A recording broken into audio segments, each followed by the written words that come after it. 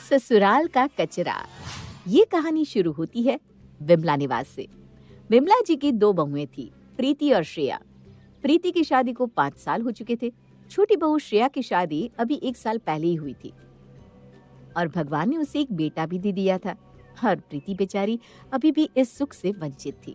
अब जिस बहू ने आती ही घर वालों को इतनी बड़ी खुशी दे दी हो, उसके आगे पीछे तो सब घूमेंगे ही। बच्चा नहीं हो गया कोई तोप हो गया। ठीक है भाई, दे दिया वंश उसने, अब और कब तक खातिरदारी करेंगी इसकी। तभी रसोई में विमला आती है और अपनी बड़ी बहू प्रीति से कहती है, गोंद के लड्डू बना दे बहू। अभी 3 महीने पहले ही श्रेया को बच्चा हुआ है। अभी वो जितना अच्छा और पौष्टिक आहार लेगी उसके लिए उतना ही अच्छा होगा। हाँ हाँ मम्मी जी, 3 महीने से उसकी पसंद का खाना ही तो बना रही हूँ मैं। ये भी सही। नाश्ता बनाकर प्रीति सबसे पहले अपनी देवरानी को देने जाती है। लो श्रेया, पहले तुम कुछ खा लो, फिर बच्चे को खिला लेना। नहीं भाभी, अभी नहीं, अभी मेरा दिल नहीं है। प्रीति खाने की प्लेट श्रेया के कमरे से बाहर ले आती है और बाहर सभी को नाश्ता परोस देती है। सभी को खिलाने के बाद जैसे ही प्रीति खुद खाने को बैठती है, विमला जोर जोर से उसे आवाज लगाना शुरू कर देती है। 2 रोटी सुकून की मेरे गले से उतर कैसे जाए? कैसे लोग हैं ये? अब क्या हो गया मम्मी जी, सबको खिला तो दिया। तेरी देवरानी यहाँ भूखी बैठी है बहू। अरे पर खुद श्रेया ने ही तो मना किया था मुझे मम्मी जी। वो तो मना करेगी ही, नहीं माँ बनी है, जी नहीं करता कभी कभी। पर तू तो समझदार है, जा पहले उसे कुछ खिला दे। ये कहकर विमला रसोई से बाहर चली जाती है और इसी तरह ये चीजें होती जा रही थी। और फिर एक दिन अचानक पड़ोस की केतकी चिल्लाती हुई विमला निवास में आती है। ये कचरे की थैली मेरे घर के दरवाजे पर क्यों फेंकी? मेरे सर पर ही फेंक देती विमला। अरे भाई क्या हो गया, क्यों सुबह सुबह गला फाट रही है? इंडियन आइडल का ऑडिशन नहीं हो रहा मेरे घर, जा मुंबई जा। एक तो चोरी ऊपर से सीना चोरी। देख ले विमला, पड़ोसी है तो इसका मतलब ये नहीं कि सर पर चढ़कर नाचेगी। कोई गलत फहमी हुई होगी आपको आंटी जी, मैं आपसे माफी मांगती हूँ। चलो, कोई तो समझदार है इस घर में। इस बार जा रही हूँ, अगर फिर ऐसा हुआ तो अकेली नहीं आऊंगी, याद रखियो। ये कहकर केतकी वहाँ से चली जाती है। हमारे घर से कचरा कोई क्यों फेंकेगा? हद है केतकी भी। माना केतकी आंटी के साथ आपके रिश्ते अच्छे नहीं है मम्मी जी, पर आज तक उन्होंने हमारे पर कभी ऐसा इल्जाम भी नहीं लगाया। खैर छोड़िए। 2 दिन बाद ग्लव्स पहनी हुई केतकी हाथ में डायपर लिए विमला के घर आती है। हाँ, अब भी बोल दे केतकी कि ये डायपर मैंने पहना था। हैं? तू डायपर भी पहनने लगी केतकी? कीड़े पड़ेंगे तुम लोगों को। नहा धो के भगवान को जल चढ़ाने गई थी मैं छत पर। तेरी छोटी बहू ने अपने बेटे का डायपर इस बार सीधा मेरे सर पर ही फेंक दिया। दोबारा नहाना पड़ा मुझे। पिछली बार की तरह इस बात को तू झुठला ना दे, इसलिए मैं मरते मरते भी ये डायपर उठा कर लाई हूँ। अपने घर पर हो रहे शोर को सुनकर संतोष बाहर आता है। ये क्या रोज रोज का नाटक लगा रखा है सबने? घर की डस्टबिन कम पड़ जाती है क्या, जो दूसरों के घर में कचरा फेंकना शुरू कर दिया तुम लोगों ने? इस गलती के लिए आपसे हाथ जोड़कर माफी मांगता हूँ भाभी जी, देवर समझकर माफ कर दीजिए। इसके बाद फिर ये भूल हुई तो आपकी लाठी मेरा सर। बस भाई साहब बस, आपका मुंह देखकर जा रही हूँ मैं, वरना। ये कहकर केतकी वहां से चली जाती है। पर पापा जी। बस। किसी तरह केतकी का मैटर सॉल्व हो जाता है और एक शाम श्रेया अपने फ्रेंड को बुलाकर घर पर करती है किटी पार्टी। तू क्या बार बार किचन में जा रही है? तू यहीं बैठ, मैं सबके लिए नाश्ता लाती हूँ। मानना पड़ेगा श्रेया, तेरी जिठानी को कितना भाग भाग कर काम कर रही है, वो भी तेरे लिए। वरना आजकल कोई जिठानी देवरानी का मुंह भी नहीं देखना चाहती। प्रीति सभी के आव भगत करती है, यहाँ तक कि सभी के खाए डिस्पोजल भी उठाती है। और इसी तरह दिन बीत जाता है। अगली सुबह मोहल्ले की लीला चिल्लाती हुई विमला के घर पहुंच जाती है। मुझे केतकी समझने की भूल मत करना विमला। मैं केतकी नहीं जो ये तेरी बहू का नाटक बर्दाश्त करूंगी। कैसे छुरी छटांग हुई पड़ी है। काम ना करना पड़े तो तुम बच्चा होने के 4 महीने बाद तक बिस्तर से सटी पड़ी थी, और अब देखो सहेलियां जो मिलने आई फट से किटी पार्टी करने उठ गई। अरे किटी पार्टी करो या अपने बेटे का ब्याह करो, पर कचरा मेरे घर पर तो मत फेंको। तेरी बहू की सहेलियों का खाया झूठा मेरे दरवाजे पर फेंक कर चली गई तेरी बहू। एक बार मेरे पति को आने दीजिए, आज आप लोगों की इज्जत मैं उतार कर रहूंगी। अरे कितना बचाऊं मैं तुझे श्रेया, हम लोगों की इज्जत उड़वा कर ही मानेगी क्या तू? हर रोज कोई ना कोई आकर गाली गलौज करके जाता है। गुस्से में लीला अपने पति को फोन लगाती है और कुछ लड़कों के साथ बसंत भी वहां पहुंच जाता है। क्या बात हुई मेरी डल्लो, किसी ने कुछ बोला क्या तेरे को? बोला क्या बसंत जी, कचरा फेंका है इन लोगों ने हमारे घर के सामने, वो भी उस डोरमैट पर जो मैंने अभी अभी खरीदा था। मेरी वोटी के लाए हुए डोरमैट पर आप लोगों ने कचरा फेंका, हल्ला बोल। बसंत ये कहता ही है कि उसकी आंखों के सामने से विमला अचानक गायब हो जाती है। नीचे हूँ मैं लीला जी आपके पैरों पर। मैं कसम खाती हूँ अगली बार अगर मेरी बहू ने ऐसा कुछ किया तो मैं खुद उसका सामान पैक कर उसे इस घर से विदा कर दूंगी। किसी तरह उन लोगों को हाथ पैर जोड़कर बेचारी विमला घर से वापस भेजती है और पूरा घर श्रेया पर टूट पड़ता है। बोलना नहीं चाहिए श्रेया, बच्चा क्या हो गया तुम्हें? तुम तो खुद को न जाने कहाँ की रानी समझने लगी। लोग हमें मारने आने लगे हैं।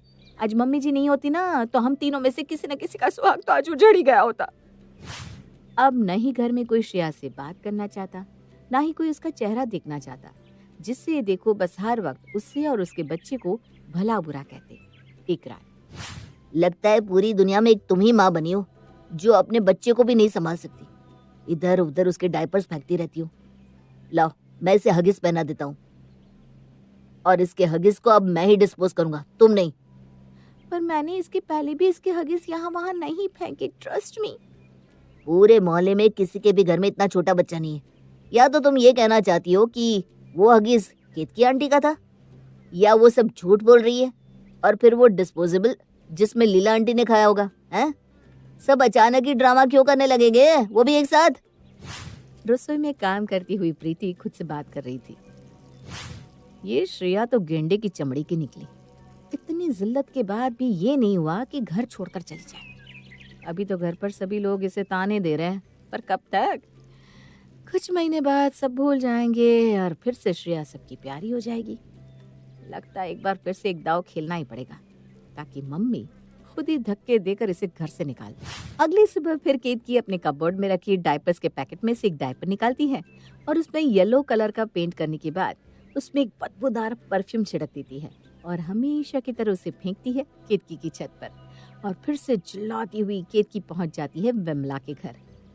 अब बहुत हुआ, मैं जा रही हूँ पुलिस स्टेशन आपकी छोटी बहू के नाम रिपोर्ट दर्ज करवाने। अरे पर कल रात तो मेरे बेटे के डायपर मैं खुद लेकर आया हूँ आंटी जी, और सुबह से श्रेया ने उसे डायपर पहनाया ही नहीं है। यानी कि ये जो भी है ना वो हमारे घर का नहीं है। इससे पहले फेंकी गई चीजें भी मेरी फेंकी हुई नहीं थी प्रेम जी, क्योंकि वो सारा कचरा हमारे पड़ोसियों के घर फेंकती थी हमारी प्यारी प्रीति भाभी। बताइए प्रीति भाभी ऐसा क्यों कर रही थी आप? कल रात को जब आप खुद से बातें कर रही थी ना तो मैंने सब कुछ सुन लिया था भाभी, इसीलिए आज सुबह से मैंने अपने बेटे को डायपर पहनाया ही नहीं। आप फंस चुकी हैं। मतलब ये सब तू कर रही थी प्रीति, पर क्यों? मुझे माफ कर दीजिए मम्मी जी, पर मैं क्या करती। एक तो भगवान ने मुझे औलाद नहीं दी, मेरी गोद सुनी रखने के बाद आप सभी का मेरी देवरानी के प्रति प्यार मुझे खटकने लगा और मैंने ठान लिया कि मैं इसे घर से निकाल कर ही रहूंगी। मैं कोई काम वाली थोड़ी ना हूँ। अपने मायके से लेकर आई थी क्या श्रेया मुझे, और इस सोच में कूदते हुए मैंने ये सब किया। तेरा घर तो खुद ही टूट रहा है विमला, अब इसमें मैं और क्या ही घी डालूं। चलती हूँ मैं। तूने जो किया बहुत बुरा है। सच कहूँ तो इसके बाद मैं तेरा चेहरा भी नहीं देखना चाहूंगी, पर तूने जो किया वो क्यों किया मैं समझ सकती हूँ। एक माँ को जब एक बच्चे के बाद दूसरा बच्चा होता है तो पहले बच्चे को ऐसा ही लगता है कि माँ दूसरे बच्चे से ज्यादा प्यार करती है और वो कई बार उसे छुपकर चूंटी काट लेता है। इसलिए नहीं कि वो उससे नफरत करता है, पर इसलिए क्योंकि उसे लगता है कि उसकी माँ उसका प्यार किसी और को दे रही है। ऐसे में वो माँ उसे मारती नहीं, उसे समझाती है। इसलिए मैं भी तुझे माफ करती हूँ बहू। तू इस घर की बड़ी बहू थी और बड़ी ही रहेगी। हम श्रेया को इसलिए ज्यादा वक्त नहीं दे रहे थे क्योंकि उसने हमें पोता दिया है, बल्कि इस समय उसे जरूरत थी केयर की। उसकी जगह कोई भी होती तो उसके साथ हमारा ऐसा ही व्यवहार होता। बेटा, तू क्यों इतना गलत समझ रही थी हमें? आप सब मुझे माफ कर दीजिए, मुझसे बहुत बड़ी गलती हो गई। और सबसे ज्यादा गलत तो मैंने श्रेया तुम्हारे और तुम्हारे बच्चे के साथ किया है। मुझे माफ कर दो। श्रेया भी सब समझ जाती है और अपने बच्चे को अपनी जेठानी के हाथों में देते हुए कहती है, मैं समझ सकती हूँ भाभी कि आप पर क्या बीतती होगी। अब आधे वक्त आप इसे संभालोगी और आधे वक्त मैं, और इसी तरह हम रसोई का काम भी बांट लेंगे, आधा आधा। ठीक है ना भाभी? श्रेया के बच्चे में खुद का बच्चा पाकर प्रीति के मन की सारी कड़वाहट खत्म हो जाती है और पूरा परिवार फिर से खुशहाल हो जाता है। सास बिना ससुराल। विशाखा की शादी एक ऐसे घर में हुई है जहां उसकी सास नहीं है। विशाखा के ससुराल में उसका पति सोमेश और ससुर जगमोहन ही है। विशाखा और उसके जुड़े हर व्यक्ति को यही लगता है कि विशाखा की किस्मत बहुत अच्छी है कि उसकी ससुराल में उसकी सास नहीं है। लेकिन क्या विशाखा की किस्मत सच में अच्छी है, या फिर सास के बिना ससुराल में उसे सास का सामना तो करना ही पड़ेगा? देखते हैं।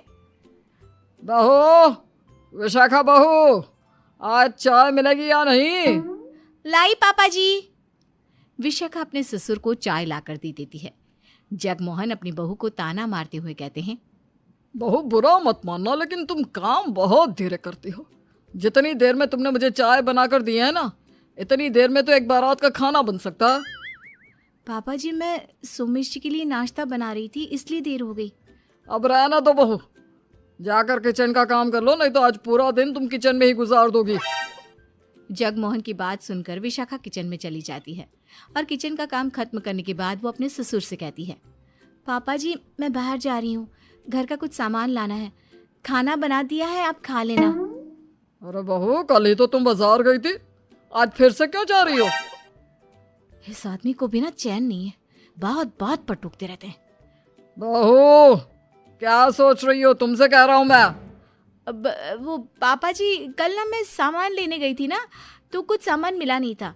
दुकान वाले भैया ने बोला था कि कल आकर ले जाना।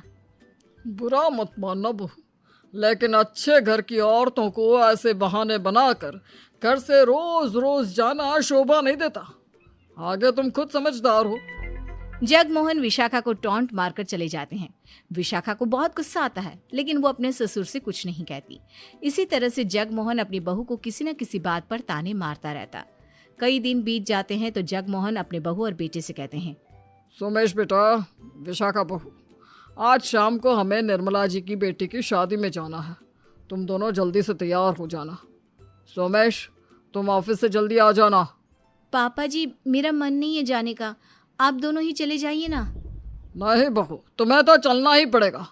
देखना निर्मला जी ने अपनी बेटी को कितना सारा दहेज दिया है, और तुम्हारे माँ बाप ने तुम्हें ऐसे ही विदा कर दिया, थोड़ा सा सामान देकर। आखिर तुम्हें भी तो पता चले कि कितना दहेज का रेट चल रहा है। पापा क्यों बोल रहे हो इस तरह से? थोड़ा ख्याल कीजिए, विशाखा आपकी बहू है। बेटा, मैंने कब बोला कि विशाखा मेरी बहू नहीं है? लेकिन मैं तो बस यही बोल रहा हूँ कि बहू किसी शादी ब्याह में जाएगी तो उसे पता चलेगा ना कि लोग अपनी बेटियों को कितना सारा दहेज दे रहे हैं। और बहू क्या लेकर आई थी अपने मायके से? विशाखा गुस्से से वहां से चली जाती है। सोमेश उसके पीछे पीछे जाता है। विशाखा सोमेश से कहती है, सोमेश जी देखा आपने, आपके पापा दिन रात इस तरह के ताने मारते रहते हैं, बिल्कुल औरतों जैसी हरकतें हैं ये। विशाखा, मैं समझता हूँ, लेकिन पता नहीं पापा ऐसी बातें क्यों करते हैं। उनको रिटायर हुए भी कई साल हो गए हैं, दिन भर घर में पड़े रहते हैं तो पता नहीं क्या क्या बोलते रहते हैं। सॉरी विशाखा, लेकिन मैं बात करूँगा पापा से, तुम चिंता मत करो। इस तरह से कई दिन और बीत जाते हैं। अब जगमोहन आए दिन अपने दोस्तों को घर बुला लेते हैं और घंटों उनसे बातें करते रहते। दोस्तों के लिए खाना भी बनवाते और साथ ही अपनी बहू की बुराई भी करते। एक दिन, बहू तुझे कितनी देर पहले बोला था कि मेरे दोस्त आए हैं, उनके लिए खाना बना दे। तूने अभी तक कुछ नहीं बनाया। पापा जी बस बन गया है। ये कैसी दाल बनाई है? ये तो पानी से भी ज्यादा पतली है। तो डूब जाओ ना इसमें। क्या कहा बहू तुमने? पापा जी ठीक तो बनी है दाल। हाँ, तुम्हारे लिए ठीक ही होगी। तुम्हारे मायके में तो ऐसी ही दाल बनती होगी ना। चलो अब जल्दी से खाना लगा दो। वैसे भी तुम बहुत धीरे धीरे काम करती हो, खाना बनाने में ही इतनी देर करती हो। जगमोहन बहू को हुक्म देकर चले जाते हैं और अपने दोस्तों से जाकर कहते हैं, यार सोचा था बेटे की शादी कर दूंगा तो घर में बहू आ जाएगी, घर संभाल लेगी, लेकिन ऐसी बहू मिली है जिसे कोई काम ढंग से करना नहीं आता। क्यों जगमोहन, अच्छी नहीं है क्या तुम्हारी बहू? खाना नहीं बना पाती क्या? अभी ला रही है, खुद ही खाकर देख लेना। तेरा बेटा कुछ कहता नहीं क्या उससे? अब क्या बताऊं भाई, मैंने तो बस सुना था कि बच्चे शादी के बाद बदल जाते हैं, लेकिन अब तो देख भी लिया, पूरा जोरू का गुलाम हो गया है मेरा बेटा। कितने भी शिकायत कर दो, लेकिन उसकी मजाल है जो एक शब्द भी बोल दे। विशाखा अपने ससुर की सारी बातें सुन लेती है। अगले दिन विशाखा की सहेली सोनाक्षी उससे मिलने आती है। सोनाक्षी, अच्छा हुआ तू मेरे घर ही आ गई, बहुत मन कर रहा था तुझसे मिलने का। मैं तो तेरे घर आ गई, लेकिन तुझे टाइम नहीं मिलता मुझसे मिलने का। अरे तेरी तो सास भी नहीं है, पूरे घर पर तेरा राज होगा, तुझे कौन रोकने टोकने वाला है? फिर भी तू मिलना तो दूर, फोन पर भी बात नहीं करती। कहाँ यार, शादी से पहले मैंने भी यही सब सोचा था कि मेरे ससुराल में सास नहीं है, आराम से रहूंगी, लेकिन ऐसा कुछ भी नहीं हुआ। मेरे सपनों पर पानी फिर गया। विशाखा ने दुखी होकर सारी बातें अपनी सहेली को बताई। बातें सुनने के बाद उसने कहा, अच्छा तो ये बात है, मेरे पास ना इसका एक इलाज है। अगर तुम्हारे ससुर तुम्हारे साथ सास की तरह पेश आ रहे हैं तो तू भी उन्हें सास ही समझ। देख, अगर तेरी सास होती और वो तुझे किसी चीज को लेकर ताना मारती तो तू भी तो उन्हें पलटकर जवाब देती ना। लेकिन ये तेरे ससुर है तो तुझे अपने ससुर के सामने बोलने में शर्म आती है। लेकिन आगे से ऐसा मत करना, ईंट का जवाब पत्थर से देना। सोनाक्षी की बात विशाखा को समझ में आ गई। सोनाक्षी अपने घर चली गई। सोनाक्षी के जाते ही जगमोहन ने अपनी बहू से कहा, बहू तुम्हारा भी अच्छा ड्रामा है। वैसे ऐसा तो कोई दिन ही नहीं होता कि तुम घर से बाहर ना जाओ, और तुम नहीं जाती तो तुम्हारी सहेली यहाँ आ जाती है। पापा जी, मेरी सहेली तो आज ही आई है। आपके दोस्त तो रोज यहाँ आकर बैठ जाते हैं और बिना खाना खाए जाते भी नहीं। आज मेरी सहेली आ गई तो आपको तकलीफ होने लगी? जगमोहन को अपनी बहू से ऐसे जवाब की आशा नहीं थी। वो तो ये सुनकर हैरान हो गए। ऐसे ही एक दिन जगमोहन ने सुबह सुबह अपनी बहू से कहा, बहू तुम घर की साफ सफाई तो कर देती हो, लेकिन घर के बाहर का हिस्सा और छत क्यों नहीं साफ करती? अगर तुमसे काम नहीं होता तो बता दो, तुम्हारी मदद के लिए 4-5 नौकर रखवा देता हूँ। पिताजी, अगर आप भी मेरे साथ घर के कामों में हाथ बंटवाए तो नौकर की क्या जरूरत है? दिन भर बैठे बैठे पलंग तोड़ते रहते हो, यहाँ वहाँ घूमते रहते हो, और कुछ नहीं तो बहू की बुराई करने लग जाती हो। अरे बहू बेटी की बुराई के अलावा भी इस दुनिया में कई काम है। बहू शर्म कर ले, अपने ससुर से ऐसे बात करते हैं? अपनी बहू से दिन भर औरतों की तरह लड़ते हुए आपको शर्म नहीं आती? तो मैंने भी शर्म करना छोड़ दिया। आने दे सुमेश को, आज तुम्हें धक्के मारकर इस घर से नहीं निकलवाया तो मैं अपना नाम बदल दूंगा। तो अभी से कोई अच्छा सा नाम सोच लीजिए ससुर जी, क्योंकि आपकी मनोकामना तो कभी पूरी नहीं होने वाली। इस तरह बहू और ससुर में जमकर लड़ाई होती है। इस भयंकर लड़ाई के बाद विशाखा को लगता है कि उसके ससुर अब समझ जाएंगे और उससे नहीं लड़ेंगे।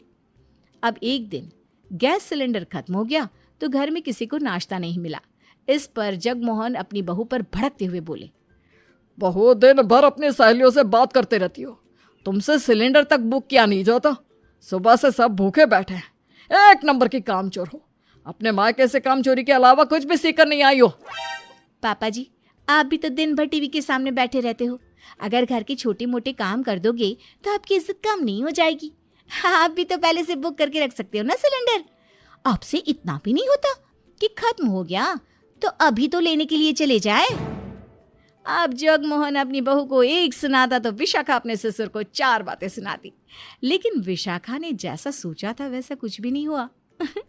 उसके ससुर की आदत में रत्ती भर का भी परिवर्तन नहीं आया और आखिरकार विशाखा ने हार मान ली और उसने सोच लिया कि ससुर ही उसकी सास है।